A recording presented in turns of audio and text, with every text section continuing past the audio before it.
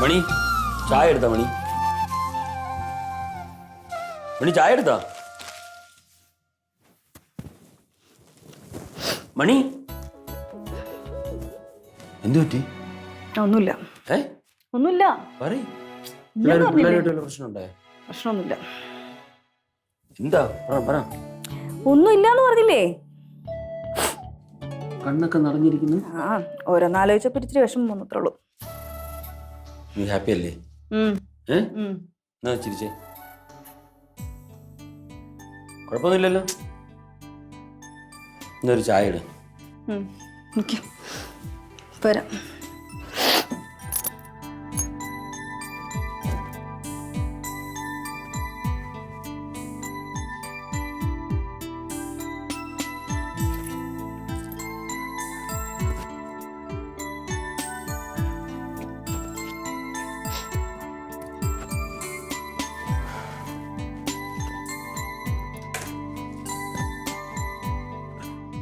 എന്തോ വിഷമം തോന്നുന്നുണ്ടല്ലോ മണി നിനക്ക് വീട്ടിലോട്ട് വിളിച്ചാ അച്ഛൻ ഒന്നുമില്ലാന്ന് പറഞ്ഞില്ലേ ചേട്ടാ വിട്ടേക്ക്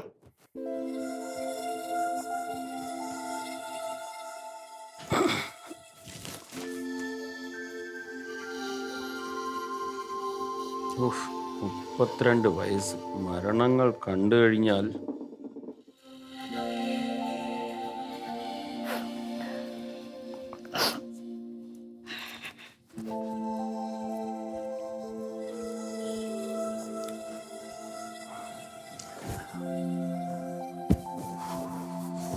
ഫോൺ എവിടെ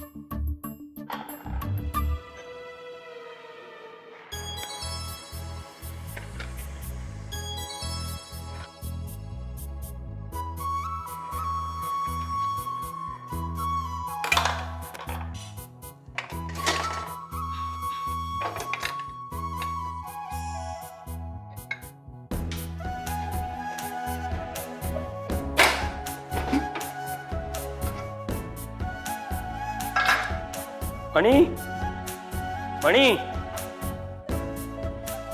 മണിയേ ഓ കൈയിടില്ല ഇപ്പോഴാണ് കൈ ഒഴിവുള്ളത് മണിയേ എന്താ രവിയേട്ടാ മണി എന്റെ മൊബൈൽ എവിടെ ഇന്നലെ രാത്രി സൈലന്റ് ആക്കിയിട്ട് ഒന്നുകിൽ തലയന്റെ അടിയിൽ കാണും ഇല്ലെങ്കിൽ കട്ടിലിന്റെ അടിയിൽ കാണും നീ എടുത്തില്ലല്ലോ എനിക്കെന്ത് നിങ്ങളുടെ ഇന്നെന്തോന്നു ഇഡലിയും സാമ്പാറുമോ തേങ്ങാ ചട്നി ഉണ്ട് ആ മൊബൈൽ കിട്ടില്ലെങ്കിൽ എന്ത് ബുദ്ധിമുട്ടെന്ന് അറിയുമോ എത്ര ഒഫീഷ്യൽ മെസ്സേജ് വന്ന് കാണും രാംകുമാർ സാറ് വിളിച്ചു കാണും എവിടെ രണ്ടെണ്ണം എവിടെ ഒറ്റ ഫ്രണ്ടിൽ മൊബൈലും കൊണ്ടുകൊണ്ടിരിക്കട്ടോ മറ്റേ മസിൽ പിടിപ്പിക്കാൻ പോയതോ ശരിയില്ലേ ഞാൻ ചെയ്തോളാം എന്റെ മൊബൈൽ കിട്ടിയിട്ട് വേണം അതെപ്പോഴും മാറ്റി വെച്ചോളൂ തള്ളയും കൊള്ളാം മക്കളും കൊള്ളാം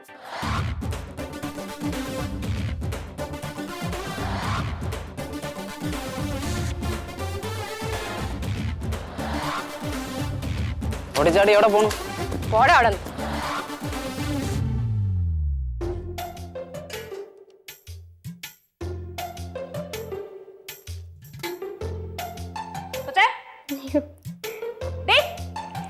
നീ എപ്പോ എണീറ്റ് 1 മണിക്കൂറായി കാണും. ഓ എന്നിട്ട് പല്ലുവെല്ലാം തേച്ചാ പല്ലൊക്കെ വായി തന്നെ ഉണ്ടല്ലോ ഒക്കെ പതുക്കെ തേക്ക്.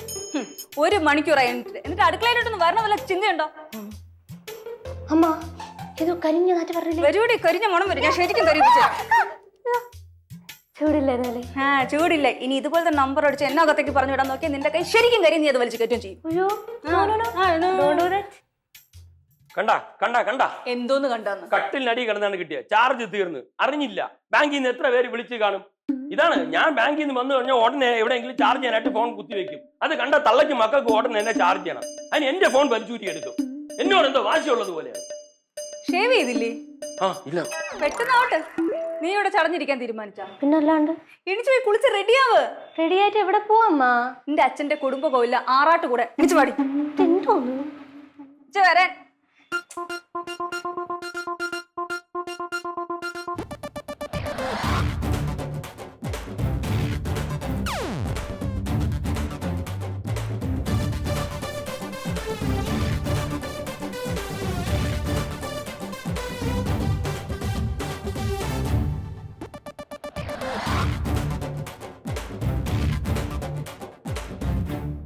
ഡയറ്റ് എന്നൊക്കെ പറയുമെങ്കിൽ ചോറ് മീൻകറിങ്ങാണ് എന്റെ കൺട്രോൾ പോകും. അത് പിന്നെ നമുക്കറിയാലോ. നമ്മുടെ ട്രെയിനർ എങ്കിൽ പിന്നെ കഴിക്കില്ലെന്നാണോ? കൊള്ളാം, പൊരിച്ച മീൻ കണ്ട ഭ്രാന്താണ് അവൾക്ക്. പൊരിച്ച മീൻ കണ്ട ആർക്കടോ ഭ്രാന്ത്? എനിക്ക് ഭ്രാന്താണെന്ന് പറയുന്നത്. ഞാൻ കേട്ട് എല്ലാം കൂട്ടം കൂടി നിന്ന് നുണ പറയുന്നത്. വാ പേണോന്ന് ആർക്കും വിചാരം. ഞാൻ ചെറുതായിട്ട് ജോഗിങ് ചെയ്തിട്ടാ വന്നത്. ഭയങ്കര ജോഗിങ്. ചേട്ടൻ കാറിക്കൊണ്ട് ഇറക്കി വിട്ടതാണ്. പറഞ്ഞിട്ട് ഒരു കാര്യമില്ല. നന്നാവലാൻ തീരുമാനിച്ചിട്ടാണല്ലോ വരുന്നത്. ഞാൻ എത്ര കിലോമീറ്റർ ഓടിയെന്ന് അറിയോ? ഇത് എനിക്കിങ്ങനെ അറിയാം. ഞാൻ അറിയിച്ചു തരാം. ഞാൻ ഒന്ന് വർക്കൗട്ട് ചെയ്തിട്ട് വരട്ടെ. ഞാൻ അതാ വരണം. എനിക്കും അതാ തോന്നി. ഹലോ ഗായ്സ്, എന്താണ് പരിപാടി? ഇന്ന് നേരത്തെ ആണല്ലോ. ഇന്ന് മാത്രമല്ല, ഞാൻ എന്നും നേരത്തെയാണ്. നിങ്ങളുടെ പരിപാടി നടക്കട്ടെ. എടാ നീ വീട്ടിൽ നിന്ന് കൂട്ടിക്ക്.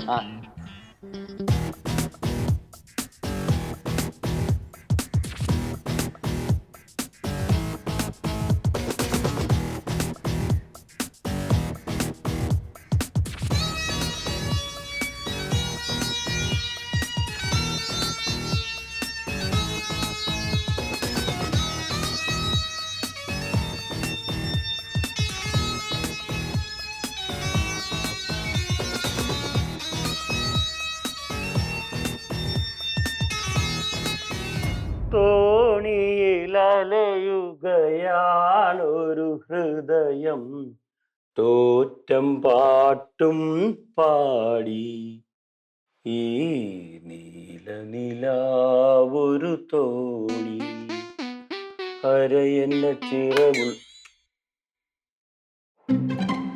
ചിരിക്കണ ഈ അടുത്ത കാലത്തായിട്ട് കുറച്ച് വിളച്ചിൽ കൂടുന്നുണ്ട്. നിനക്ക് വെച്ചിട്ടുണ്ട്? ചുമ്മാ ചെയ്തല്ലേ അച്ഛാ? ചുമ്മാ ചെയ്തോ അച്ഛാ? അല്ലെങ്കിൽ തന്നെ ഒരു ചെറിയ കഷ്ണം പേപ്പർ വന്ന് വീണേന് എന്തിനച്ഛാ ഇത്ര റൂയാശം ഇങ്ങനെ എന്നൊക്കെ പറഞ്ഞോണ്ട്? അച്ഛന് പഴയ പോലെ തന്നെ ഭയങ്കര പേടിയാണല്ലേ? പേടിയുണ്ട്. വയസ്സും പ്രായമൊക്കെ ആയി വരുമ്പോ പേടി വരും. അച്ഛാ, ഷേവ് ചെയ്ത് ശരിയായില്ല. മുഖത്തൊക്കെ മുടി ഇരിക്കുന്നു. കുഴപ്പമൊന്നുമില്ലല്ലോ. ഒരു കുഴപ്പമില്ല. ഒരു മുടി ഇരിപ്പില്ല. അച്ഛാ എന്തോന്ന് വെച്ചാ അന്ന് ആടെങ്കിൽ നിന്നില്ല. എന്താണ്? അച്ഛന്റെ മീശയില് ഞാൻ ഒരു കലാപരിപാടി ചെയ്ത് നോക്കട്ടെ. അച്ഛന്റെ മീശയിലാണോ കലാപരിപാടി നടത്തുന്നത്? പിന്നെ അച്ഛന്റെ മീശയിലല്ലാതെ അപ്പുറത്തെ വീട്ടിലെ മാമന്റെ മീശയിൽ ചെയ്യാൻ പറ്റൂ? എന്തൊക്കെ കേൾക്കണം ദൈവമേ. എടി നിനക്കൊരു കാര്യം അറിയാമോ? എന്റെ ഓർമ്മ വെച്ച നാള് മുതൽ എന്റെ അച്ഛൻ മരിക്കുന്നത് വരെ ഞാൻ അച്ഛന്റെ മുഖത്ത് നോക്കി സംസാരിച്ചിട്ടില്ല. അയിനാ എടി അച്ഛൻ്റെ അടുത്ത് എന്തെങ്കിലും പറയണമെങ്കിൽ ഞാൻ അമ്മ വഴിയാണ് അറിയിപ്പിക്കുന്നത്. അതെന്തോന്ന് ഏർപ്പാട് അച്ഛാ? അച്ഛാ അത് ഭയങ്കര അഭിമാനത്തോടെയാണല്ലോ പറയണേ. ശരിക്കും പറഞ്ഞ അതൊരു ദുരവസ്ഥയാണ്. ദുരവസ്ഥയാ? എടി എന്റെ അച്ഛൻ എന്നെ ഇഷ്ടമാണ്, അതെനിക്കറിയാം. എനിക്ക് അച്ഛനെ ഇഷ്ടമാണ്. പക്ഷെ ഇത് ബഹുമാനം കൊണ്ടുള്ള പേടിയാ. അതൊക്കെ അന്തകാലം, ഇതിപ്പോ ഇന്തകാലം കേട്ടോ. ഇപ്പൊ അച്ഛൻ എന്നൊക്കെ പറഞ്ഞ ക്ലോസ് ഫ്രണ്ടിനെ പോലെയാണ്. ശരിക്കും ഒരു ബ്രോ. ബ്രോയാ? അച്ഛൻ ബ്രോയാ? അല്ലേലും എന്റെ മക്കളുടെ എന്തെങ്കിലും പറഞ്ഞ് എനിക്ക് ജയിക്കാൻ പറ്റുമോ? ഓഫീസിൽ പോകാന്നൊക്കെ പോ. കൊച്ചിന്റെ കാര്യം. അച്ഛാ ഓഫീസിൽ പോകാൻ റെഡി ആയിട്ട് വരുമ്പോഴേ സമയം ഉണ്ടെങ്കിൽ ഒരു ടിക്ടോക്കിന് പറഞ്ഞേ. ടിക്ടോക്ക് ഈ ന്യൂജൻ പിള്ളേരെ കൊണ്ട് ഒരു രക്ഷയില്ല. എന്റെ അമ്മയെ വിളിച്ച് ജയിപ്പിക്കും.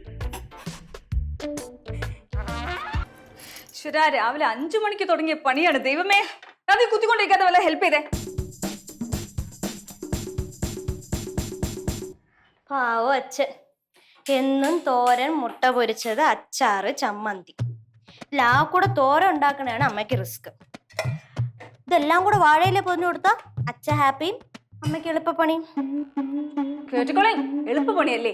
എല്ലാ ശനിയും ഞായറുള്ള നോൺ വെജ് സ്പെഷ്യൽ ഒക്കെ ഉണ്ടാക്കി തരുന്ന ആരാന്ന്? ഇതിന് മാത്രം വയലന്റ് ആവും ഞാൻ ഒന്നും പറഞ്ഞില്ലല്ലോ. വയലന്റ് അല്ലേ? ഞാൻ എത്തി. എവിടെ അമ്മ? മുട്ട എവിടെ? ദോണ്ട ഇരിപ്പുണ്ട്. ഹോളിക്സ് റെഡി ആയില്ലേ? ഓ അതെ എല്ലാം റെഡി. ഓട്ടം, ചാട്ടം, ജിമ്മ്, ഗുസ്തി, അടി, ഇടി. എന്നിട്ട് ആളെ കാണാൻ. വെയിറ്റ് മെയിൻറ്റെയിൻ ചെയ്യാൻ ആൻറ്റി. ഓ ഈ കൈ കണ്ട ഇരുമ്പ് കമ്പിയാണ്. ഒരു ഇടി ഇടിച്ചോണ്ടല്ലോ വയറ് പൊത്ത് കൈ അപ്പുറത്ത് പോകും. മുട്ടയുടെ മഞ്ഞക്കരും കഴിക്കൂ. മഞ്ഞ കരുവൊക്കെ കഴിക്കാം. ആൾക്കാർ ചുമ്മാ ഓരോന്ന് അടിച്ചിറക്കി വിടണം. അതെ പിങ്കി, അച്ഛൻ ഈ ചായ ഒന്ന് കൊണ്ടുകൊടുത്തേ. ചേച്ചി കൊണ്ട് കൊടുക്കട്ടു. മോളുണ്ടോയിക്കോട്ടെ, ഈ ചതയൊക്കെ ഒന്ന് അനങ്ങട്ട് പോ. സൂക്ഷിച്ചു കൊണ്ടുപോയി കൊടുക്കണം, തട്ടി തൂവല്. ഓക്കെ, വേറെ പണിയുണ്ട് ഇവിടെ.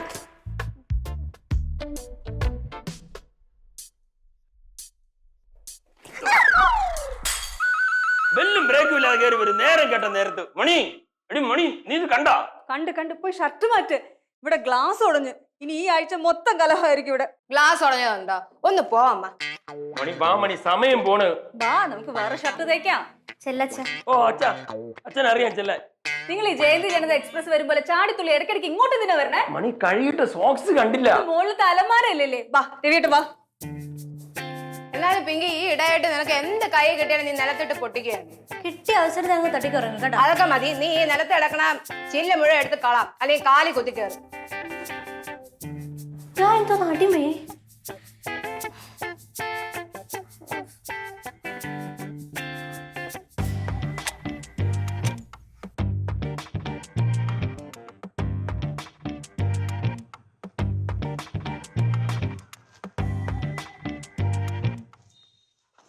എന്ത് ഇങ്ങനെ ഇരിക്കണേ?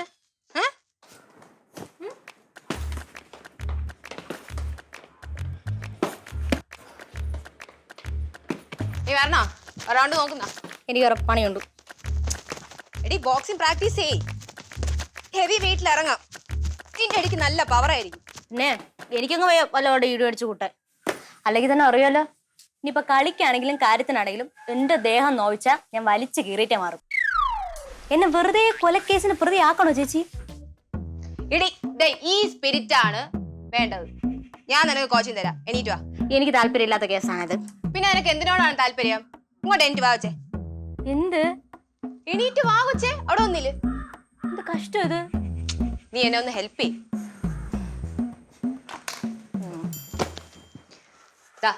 ഇത് പിടിച്ചോ. എന്നിട്ട് ഫോഴ്സിൽ ഇങ്ങോട്ട് തള്ളു. പോരാ, ഹെവി ആയിട്ട് തള്ളു. പോരാ, ഇങ്ങനെ.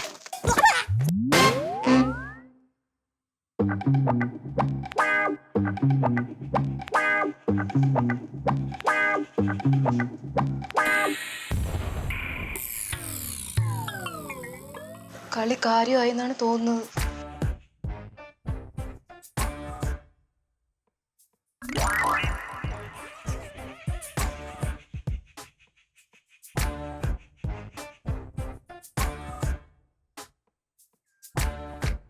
പിങ്കി,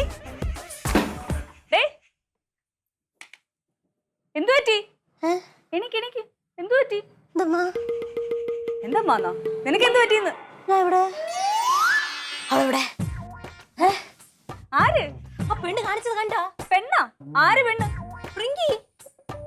മര്യാദക്ക് ചേച്ചി വെച്ചു, ആവർത്തിച്ചുണ്ടല്ലോ. ചേച്ചി കാണിച്ച പോക്കറ്റിൽ വല്ല കണ്ടാ? ആ കിറ്റ് എടുത്ത് എന്റെ മുഖത്തടിച്ച് ഞാൻ ബോധം കെട്ട് വീണ്. അവളെവിടെ? വിളിച്ചിരിക്കണേ വിളിയോളെ. റിങ്കി മര്യാദക്ക് ഇറങ്ങി വാ. ഞാൻ അങ്ങോട്ട് വന്നാൽ നിന്നെ ശരിയാക്കി തരും. റിങ്കി ഇങ്ങോട്ട് വരുന്നേ. ഇങ്ങോട്ട് വരി. ഡ്രാമ അല്ലല്ലോ. എന്തമ്മ? എന്ത് പിങ്കി? ദുഷ്ടേ, എവിടെ വീണെടുത്തപ്പോ നീ ഓടിക്കളഞ്ഞല്ലേ? നീ എപ്പ വീണ്? അയ്യോ, ഒന്നും അറിഞ്ഞില്ല. ആഹാ, ഉടനെ പിങ്കിന്ന്. മൂത്ത മോൾ എന്ത് ചെയ്താലും സൈഡിൽ നോണേ അമ്മ. നീ എന്തോ നീ പറഞ്ഞ എനിക്കൊന്നും മനസ്സിലാവണില്ല. എനക്കൊന്നും മനസ്സിലാവൂല. ഞാൻ പറഞ്ഞുതരാം. നീ ആ കിറ്റേ ആഞ്ഞു വിട്ട് എന്റെ മുഖത്ത് വന്ന് അടിച്ച് ഞാൻ വന്ന് വീണ്. നീ ഒന്നും കണ്ടില്ലല്ലേ? അയ്യോ, ഞാൻ മനസ്സാ വാച കർമ്മണ അറിയാത്ത കാര്യമാണ്. മതി, നിർത്ത്. നിന്നെ എനിക്കറിയാലോ. ബോക്സിംഗും പഠിച്ച ഉള്ള കസരത്തൊക്കെ കാണിച്ചു കൂട്ടിയിട്ടുള്ള അഹങ്കാരവും കൊഴുപ്പും ഒക്കെ വലിച്ചു കയറ്റി ആ തരിപ്പ് ഈ വീട്ടിൽ വന്ന് തീർത്താൻ തൂക്കിയെടുത്ത് നിലത്തടിക്കും ഞാൻ. അമ്മേനെ തൂക്കിയെടുക്കോ? എത്ര നാളായി അമ്മേനെ ഒന്ന് എടുത്തിട്ട്. എടമ്മ പ്ലീസ് മാറിപ്പോ. അമ്മ തൂക്കിയെടമ്മ.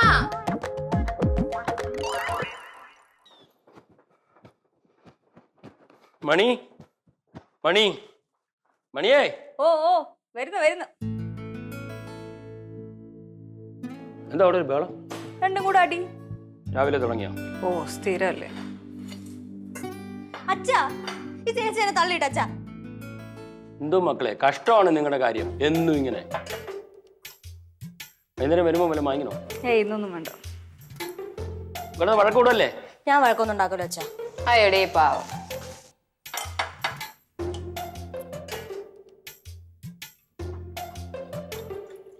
പോയാ ചായ എടുത്തുണ്ടോ? അച്ഛാ ആ ഒരു ബാങ്കിലെ അസിസ്റ്റന്റ് മാനേജർ ആണ് പോണത് ശകട സ്കൂട്ടറിൽ. ഒരു കാർ വാങ്ങിക്കച്ചാ. വൈകുന്നേരം വരുമ്പോ അച്ഛൻ മക്കൾക്ക് ഒരു കാർ വാങ്ങിച്ചോണ്ടേ. ഒരു തമാശക്കാരൻ. അച്ഛനെയാണ് അടിച്ചു കളിക്കുന്നത്. ഒരുപാട് ഗതകാല സ്മരണകളിൽ നിങ്ങളുടെ അച്ഛന്റെ കൂടെ യാത്ര ചെയ്ത വണ്ടിയാണ്. അത് വിട്ടൊരു കളി അച്ഛനില്ല. ഈ ഗതകാലം കൊണ്ട് അച്ഛൻ അങ്ങോട്ട് പോട്ട്. ഒരു കാറ് മേടിച്ചാ അത് ഞാൻ ഓട്ടിക്കും. അയ്യോ, മക്കൾക്ക് അതൊക്കെ വലിയ ബുദ്ധിമുട്ടാവൂലേ? പിശുക്ക് പിശുക്ക് കിഴിയിട്ട് വെച്ചിട്ട് എന്താണ് കാര്യം? മനുഷ്യന്റെ ജീവന് പോലും വിലയില്ലാത്ത കാലഘട്ടത്തിലാണ് നമ്മളിപ്പോ ജീവിക്കുന്നത്. മക്കളെ, അച്ഛന്റെ കാറും വിമാനവും ഒക്കെ ഇവനാണ്. 25 വർഷമായി ഇതുവരെ അച്ഛനെ ചതിച്ചിട്ടില്ല, വഴി കടത്തിയിട്ടില്ല. ഇപ്പോഴത്തെ മോഡൽ വണ്ടികളെ കൊണ്ടല്ലോ ഇവന്റെ മുമ്പിൽ തല കുമ്പിട്ട് നിൽക്കും.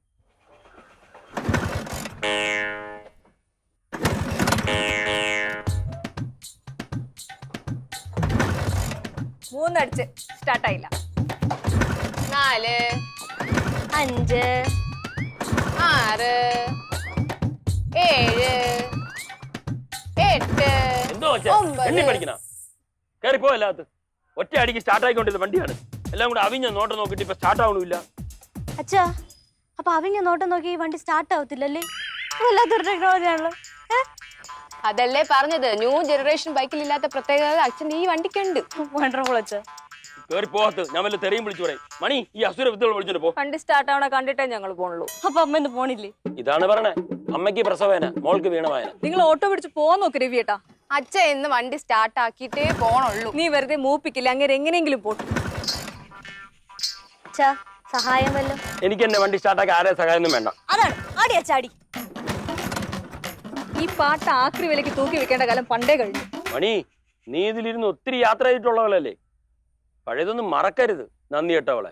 പാവന്റെ രവിയേട്ടൻ. ഓ സൈക്കോളജിക്കൽ അപ്രോച്ച്.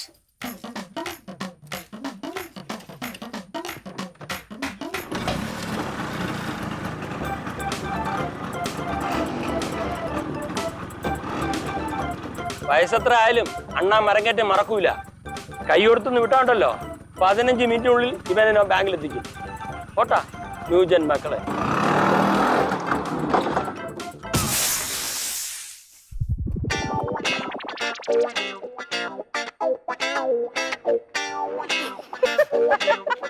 വണ്ടിയുടെ കുഴപ്പമില്ല, ടയറ് മോശമായിരുന്നു, അതാണ് വെടി കേട്ടത്. ടയറ് മാറ്റി ഓക്കെയാണ്.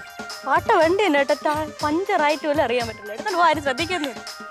ഈ സാധനത്തിനെടുത്ത് തലയിൽ വെച്ചിട്ടേ ആഞ്ഞൊരു ഓട്ടോ ഓടിക്കഴിഞ്ഞാൽ 15 മിനിറ്റ് കൊണ്ട് ഇവരെയും കൊണ്ടങ്ങ് ബാങ്കിലെത്താം. രാംകുമാർ സാർ അന്വേഷിക്കുക. ഉരുളയ്ക്കു പേര്